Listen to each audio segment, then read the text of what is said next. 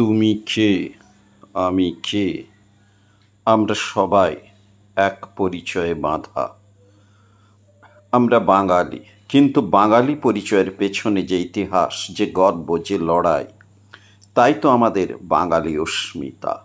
চলো আজকে আমরা জেনে নিই এই অস্মিতার মানে। আমাদের অস্মিতার প্রথম স্তম্ভ আমাদের ভাষা। 1952 সালের ভাষা আন্দোলনে বাঙালি বুকের রক্ত দিয়ে প্রমাণ করেছিল, ভাষা শুধুই যোগাযোগ নয়, এটা আমাদের আত্মার পরিচয়।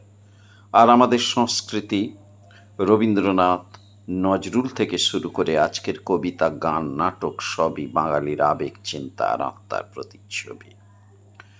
বাঙালির ইতিহাস শুধু রাজা মহারাজার নয়, এটা সংগ্রাম আর আত্মত্যাগের ইতিহাস। সুভাষচন্দ্রের আজাদ হিন্দ ফৌজ, ক্ষুদিরাম, প্রীতিলতার সাহসিকতা আর 1971 সালে লক্ষ প্রাণের আত্মদান, এইসব মিলেই গড়ে উঠেছে আমাদের আত্মপরিচয়।